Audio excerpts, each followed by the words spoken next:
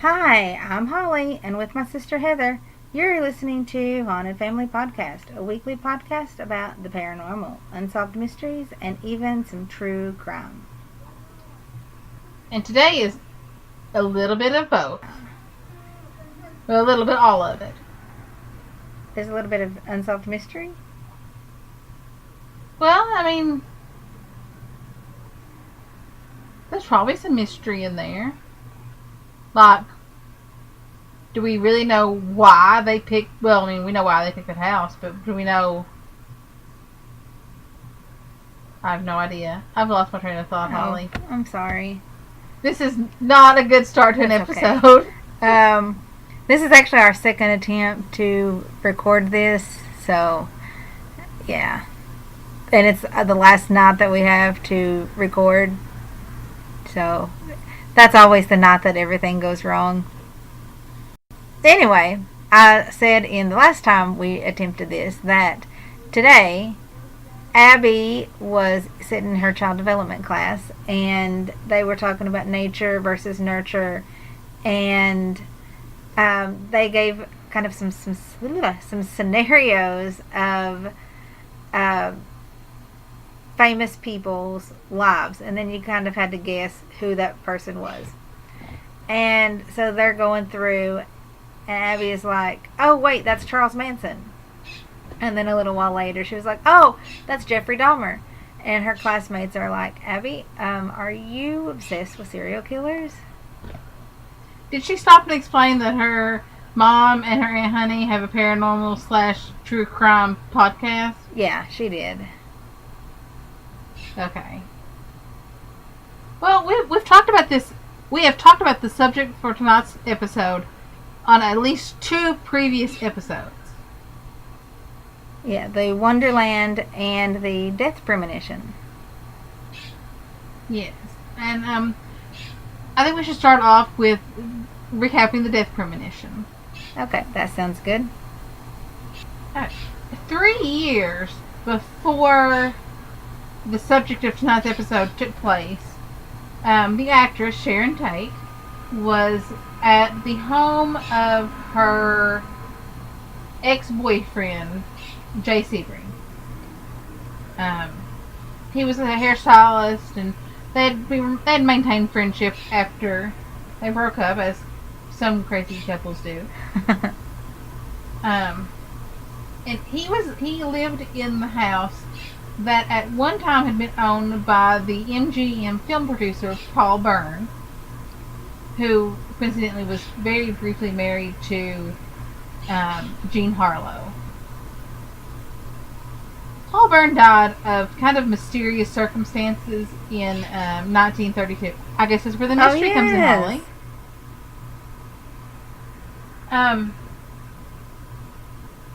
So on this particular night, Sharon Tate wakes up. She's alone in the home. She wakes up and she sees as she described it, a funny little man in the bedroom. She doesn't stick around very long in the room to, see what he's doing. She bolts for the door. She grabs her robe and bolts for the door, and she runs downstairs. And she's going for what most logical human beings would do at this point in time. She's trying to find Jay Sebring's liquor stash. Yeah, when I see strange things in my house, I like to get drunk. Yeah. So when she gets to the stairs, she sees a very unusual sight. She sees somebody, she couldn't tell at the time if it was male or female, tied to the railing with their throat sliced open. At this point, I think it's weird, because instead of freaking out and trying to go into a different room in the house, she goes past it and continues downstairs to get the liquor cabinet. I wonder if we would do that. I don't know. My first thought after seeing a ghost isn't to drink. Well, that's what I'm saying, is that, even if you think it's a ghost, or if you think it's a real person, you're going to want to be in, your 100%, not right mind, but you're going to want to be clear-headed. Yeah. she finds the liquor cabinet. She pours herself a drink, goes back upstairs past the person hanging from the banister with their throat slit open, walks back into the bedroom where the ghost of Paul Byrne, she now recognizes as Paul Byrne, is still rummaging through the drawers trying to find something. She goes back to bed, and she says she instantly falls asleep. Yeah, I couldn't do that. But this is very interesting because this house on Celio Drive is not, Eaton Drive is not far from the home on Celio Drive where she would be murdered 3 years later in the exact fashion that she saw the body hanging from the banister. So Sharon Tate at that moment had saw a premonition of her own death, and she didn't recognize at the time that it was her. Crazy. Yeah. It's even crazier when you remember that Jay Sebring was with her the night she died, and he died with her. Yeah, that's true. She was really young. She was only 26. Yeah, and pregnant with her first child. Very pregnant. She was 8.5 months pregnant. That baby was basically, well, it could have been, to term. Yeah, it died with her. I consider it just as much a victim of the Manson plan as she was. So I guess I just slipped right into saying what we were talking about tonight. Yep. So we are talking about Sharon Tate and Charles Manson. And that infamous night, August 9th, 1969. We actually intended to release this episode earlier this month to coincide with the anniversary, but real life got in the way. Always. Okay, so I'm going to admit that I never actually read the book Helter Skelter. I haven't either. But I also have not watched Sharon Tate's most famous movie, Valley of the Dolls. Well, I started to watch Valley of the Dolls, not because Sharon Tate was in it, but because I'd heard some other people talking about just the movie itself, and I thought, oh, that sounds cool. But you know what? It really was not. So I couldn't get into it. So. Well, let's talk a little bit about the victims. We know Sharon Tate, 8.5 months pregnant. She was married to film producer, director, all around famous Hollywood type Roman Polanski. Right.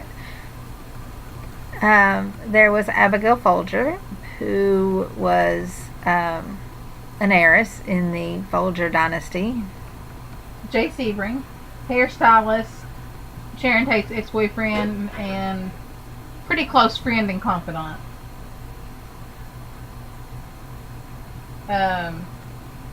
There was somebody there that I can't even pronounce. Oh my God, I can't even pronounce her name. Furkowski, yes, I think. Wojciech Furkowski. He was Abigail Folger's boyfriend. Yes. And then there was Steve Parent. And he was sort of, they were all innocent victims, but he was the only one that wasn't tied to the people in the house. He was there visiting the groundskeeper for the estate, and he died actually outside. He was going to his car when they found him. Yeah. Just a little FYI about how I am so conscious all the time of shit like this, about serial killers and, just crazy people. And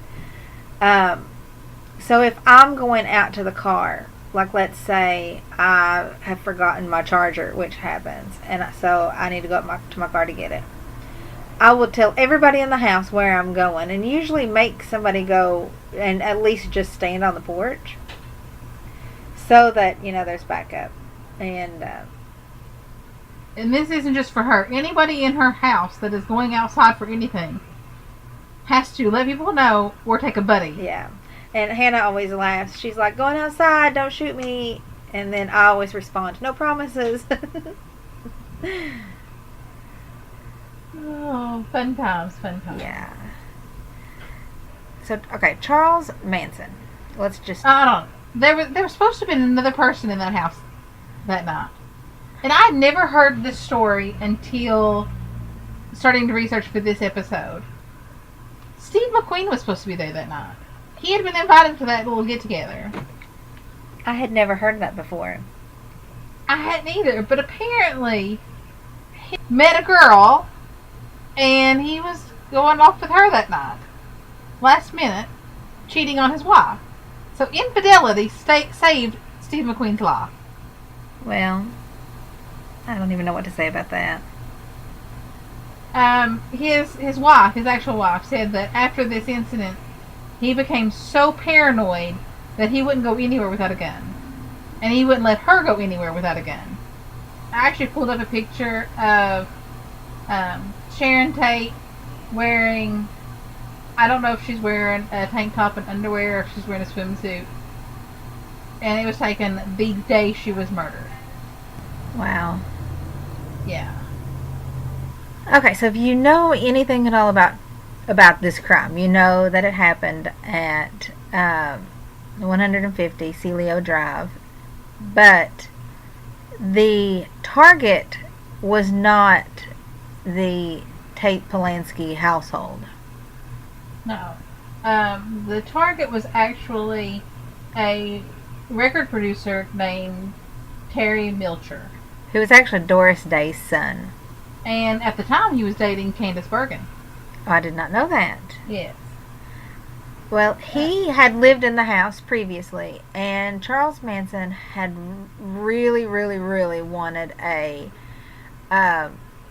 career in music. He really wanted to be a singer, and he totally idolized the Beach Boys. And when Melcher told him that he wasn't going to give him a contract, he held a grudge and made it a point that he was going to seek revenge. He came back sometime later but Melcher had already moved, and he asked the neighbor where he was at. And the neighbor said, oh no, he doesn't live here anymore. But Manson either forgot or didn't care or thought the guy was lying, and still made it a point to come back after the people in the house. That always makes me really anxious about I don't know, I hope nobody had a vendetta against anybody who lived in my house. That would suck for them. True. I can imagine someone busting into your house and then everybody in the house is pulling out weapons on them. Yeah, because I know that we've mentioned on this podcast that I have a gun, but we have several other things in various locations. We are never more than 2 seconds away from some deadly weapon. Yeah, they mean business. Well, I'm really paranoid. Yeah. So the murders was carried out by 4 people who were part of Charles Manson's cult. Yeah. I guess you can call it a cult. It was. They called themselves a family, but it was a cult. Yeah. Tex Watson, Susan Atkins, Linda Kasabian, and Patricia Krenwinkle. They were given the orders by Manson to, and this is a quote, totally destroy everyone in it, as gruesome as you can. Yeah. And that's what they did. The girls were given the order to follow Tex Watson and do whatever he instructed them to do. Now, I've heard, I don't know if it was I don't know whether you should call it a rumor or whatever. But I heard that Manson really wasn't the one in charge, and it was really Tex Watson that orchestrated all of this, and Manson had to then, I don't know, take credit and then orchestrate what we'll talk about that happened the next night in order to regain control. But that really, I mean, Manson is crazy. We're not going to say that he is not. The man is batshit crazy. Actually, I'm friends with a guy who was a prison guard, and he met Charles Manson while Charles Manson was in prison. Does he think he's batshit crazy? He will say that Manson is crazy, but he will also say that a lot of it is an act with him. Charles Manson likes to play games. And he likes to believe he is smarter than he really is. Is that sociopath or psychopath?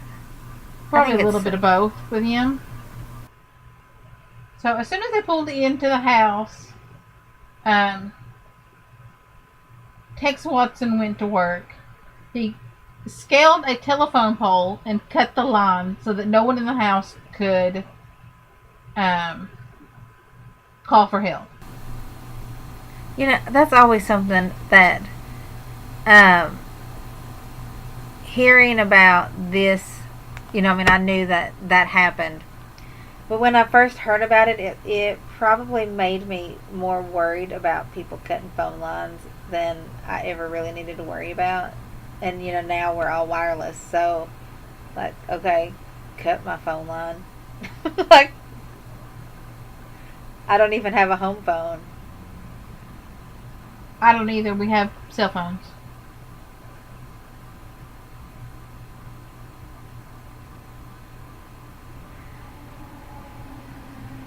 So, the first person they encountered, of course, as I mentioned, was Stephen Parent. And they shot him 4 times in the chest. He was only 18 years old. Oh, that's so sad. Yeah. I mean, it's sad for everybody, but man, that's so young. He was definitely wrong place, wrong time. This is something else.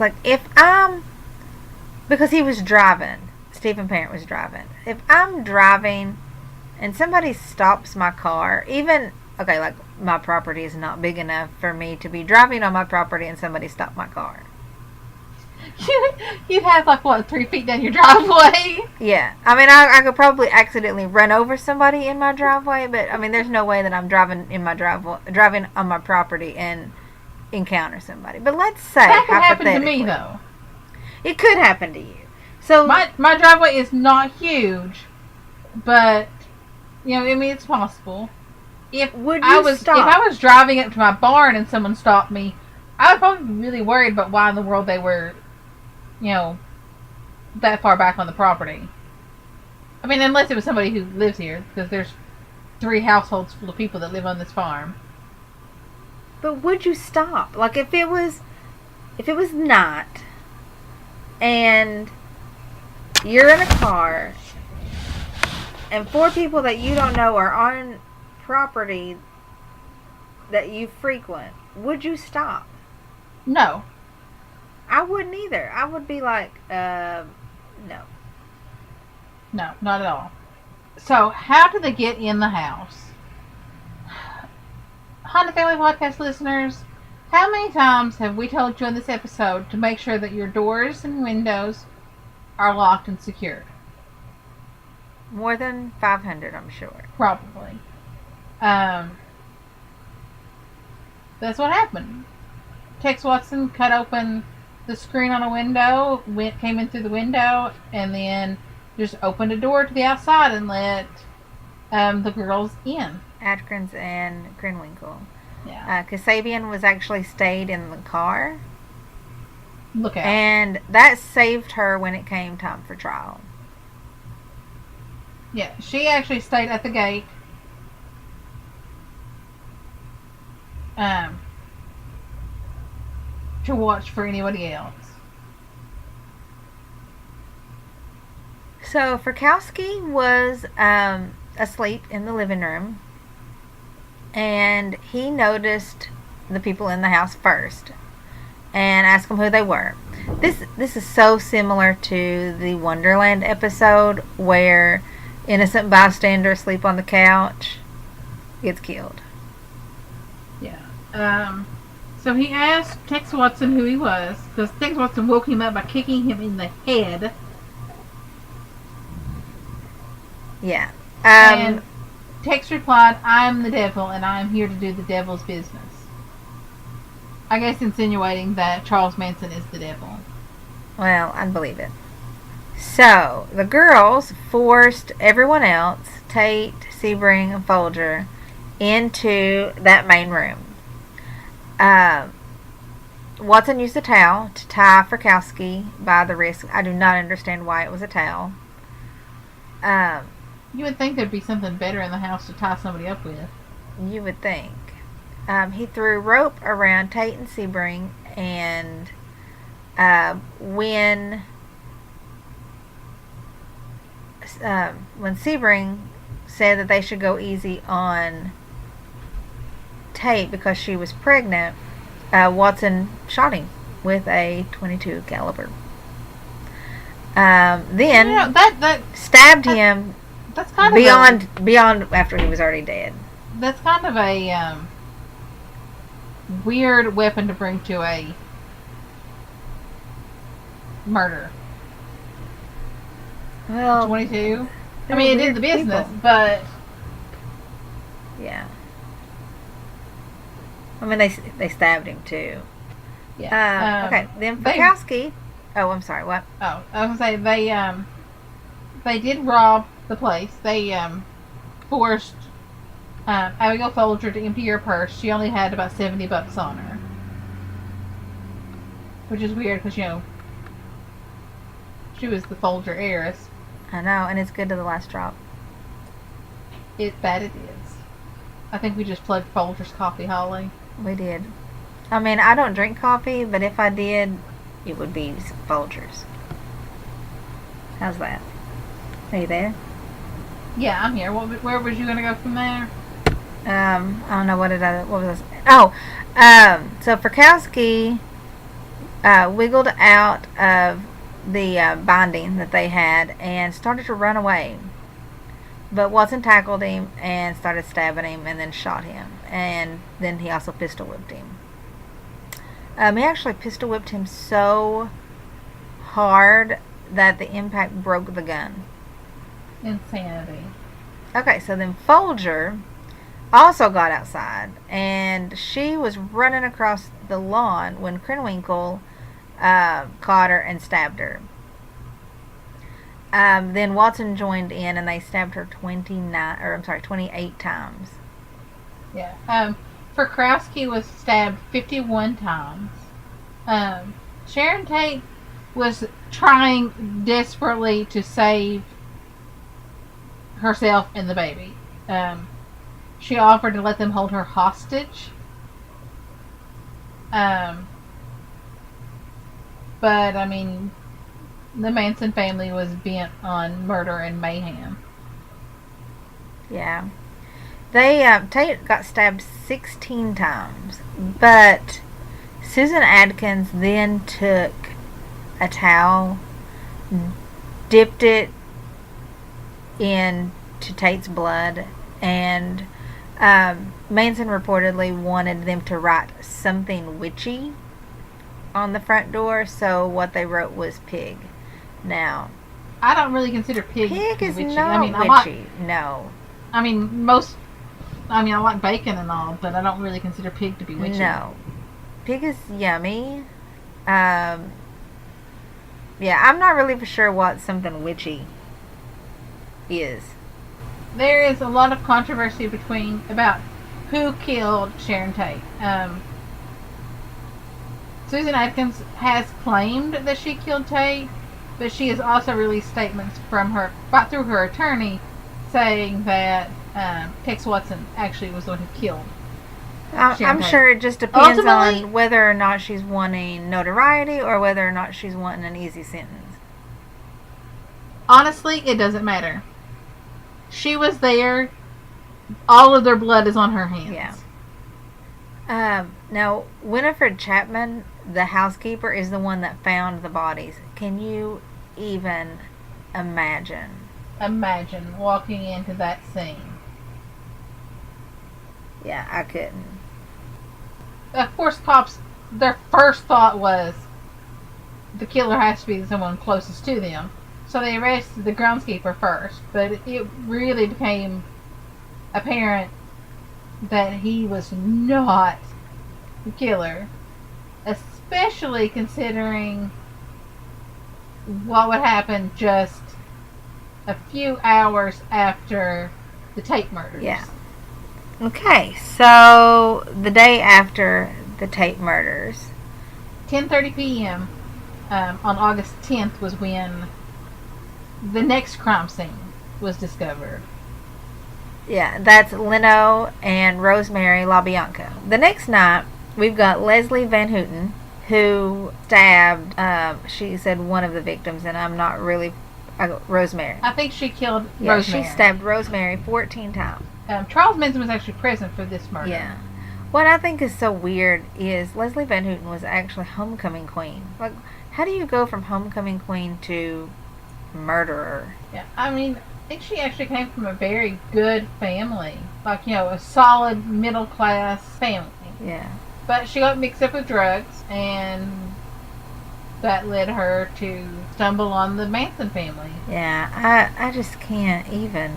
Patricia Krenwinkel killed Leno LaBianca, and somebody, either her or Tex Watson, carved with a knife the word war on his stomach. And she left a fork in his stomach and a steak knife gouged in his throat. And then they took his blood, in a very similar fashion to the Tate murders, and they wrote "Death to Pigs, Rise," and "Helter Skelter" on the walls with Nino's blood. This is a really gruesome case.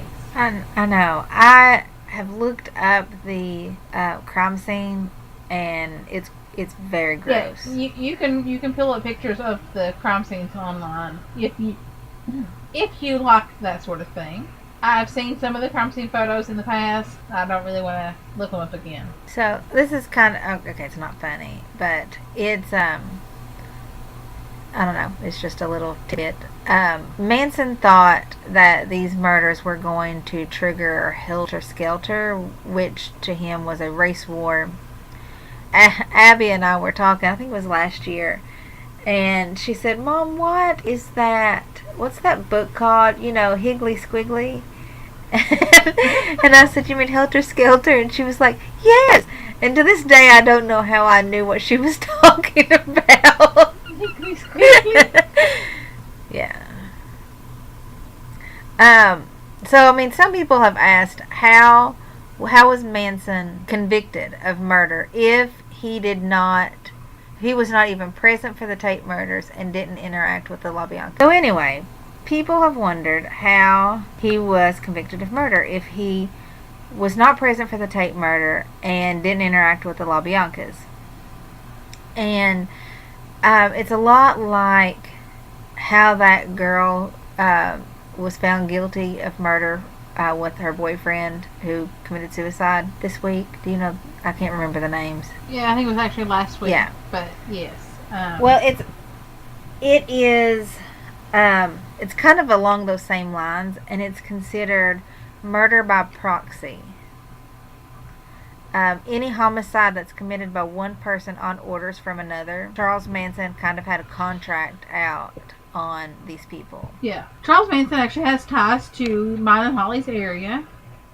He was born in Cincinnati, Ohio, but he has family in the Elliott County area. Ashland. Yes. He actually, I think he was arrested a couple of times in his youth in Ashland, Kentucky, but he has family in our area.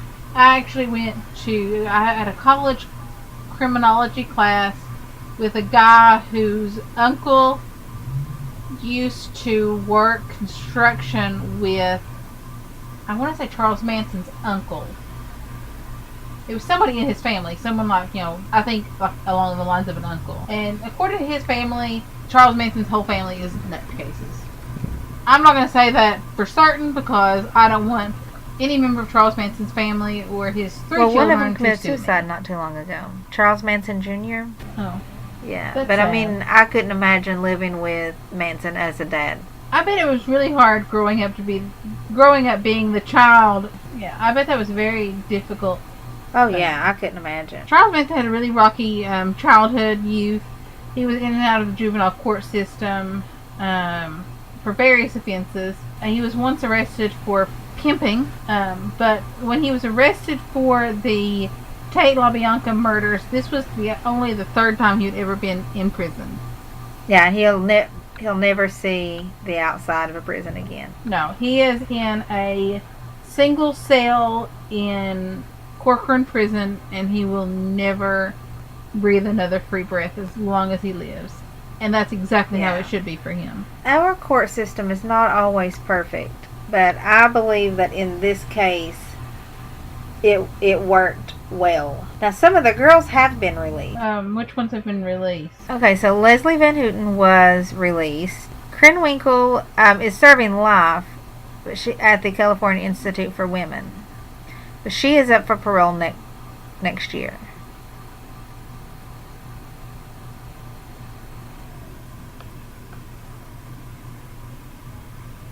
No, Leslie Van Houten was not released. I'm sure. I just pulled up the article. Oh. California denied her parole. Well, okay then. She actually also helped kill a musician named Gary Hinman, who refused to join Charles Manson's rock band. In late July of '69, they held him hostage and murdered him. She held a pillow over his face while another member of the Manson family stabbed him. Wow. Susan Atkins actually died behind bars. Yeah. In 2009, she was 61. Of course, Tex Watson is never getting out. Okay, so Squeaky Fromm. She was not part of any of the murders. Right. But she did get sent to prison for trying to murder President Gerald Ford. And wasn't that kind of at the direction of Manson?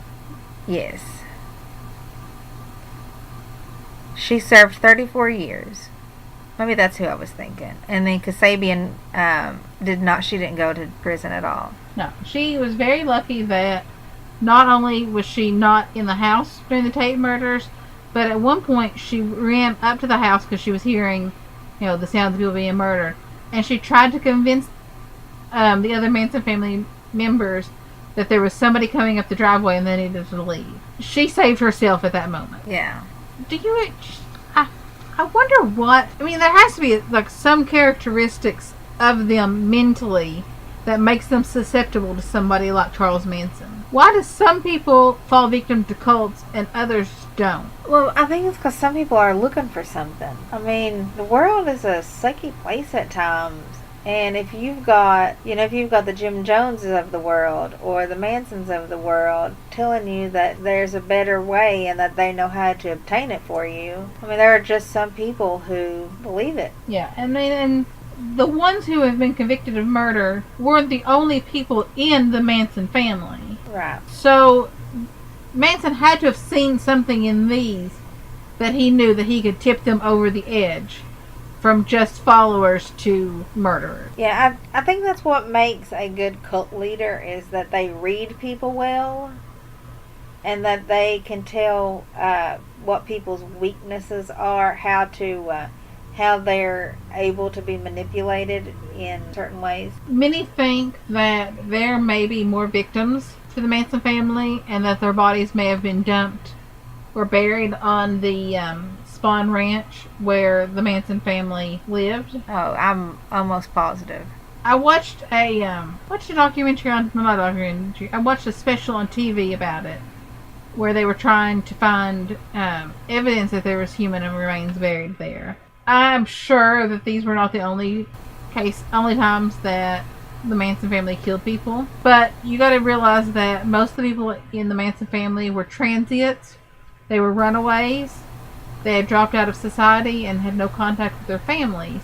So pretty much living off the grid. Exactly. And it's very easy for people like that just to disappear. And by disappear, I mean get killed and nobody know about it. Their families have no idea how to even begin searching for them. So, yeah, I mean, there's probably maybe a dozen more that are victims of the Manson family. I want to add, before we wrap up Manson, recently, last year before that, he was engaged to be married, and he's actually been married twice. Yeah, this person was really young, and I don't remember all the details. I just know that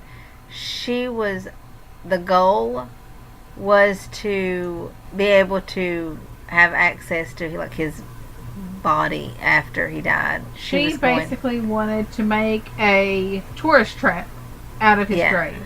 That's some sick, twisted thought right there.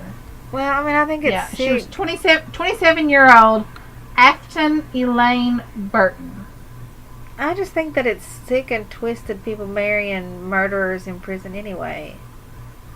Yeah, but to marry him just for the pure and simple fact that she wanted to get control of his body after he died. Yeah, I can think of worse reasons to get married.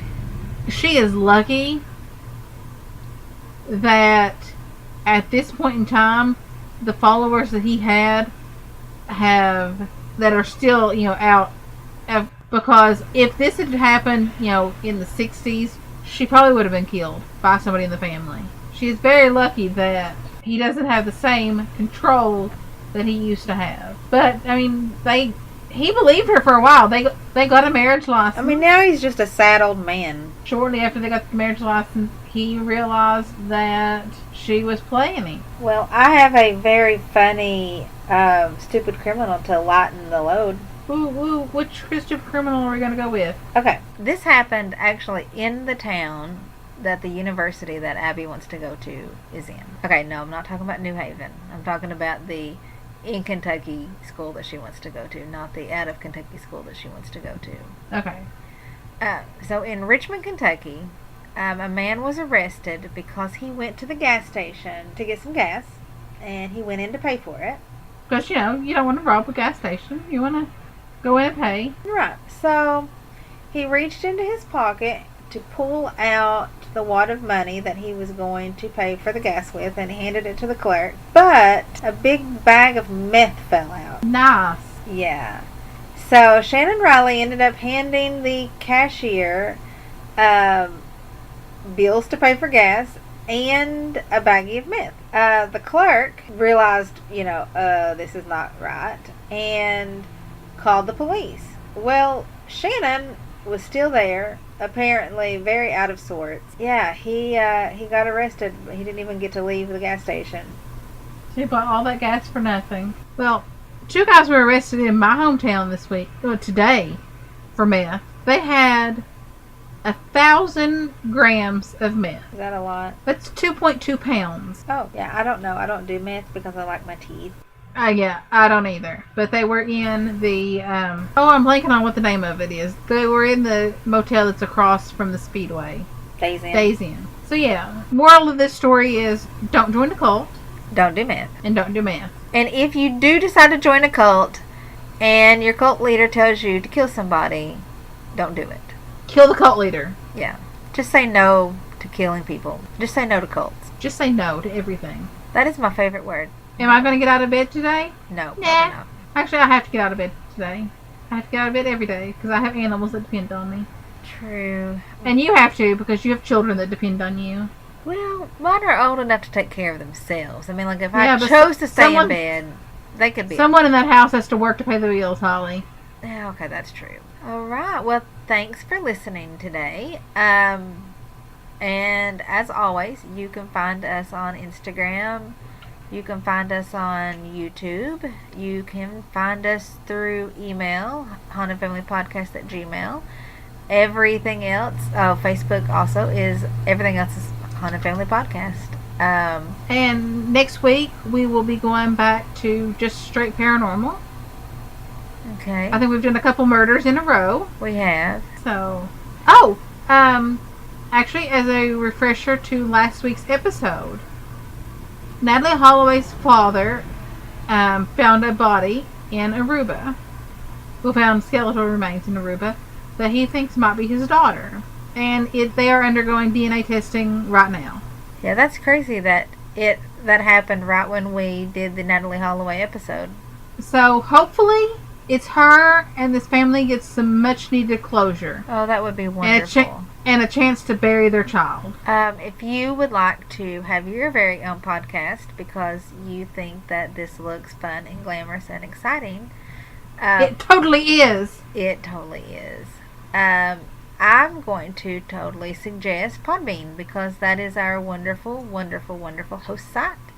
And we have become Podbean affiliates. So if you start a podcast and you use Podbean to host it, we get a little bit of money, probably enough to pay for a month of, if that, hosting. So you can use our affiliate link, our affiliate code, Haunted Family PB, and yeah, it'd be awesome for all of us. We really love Podbean.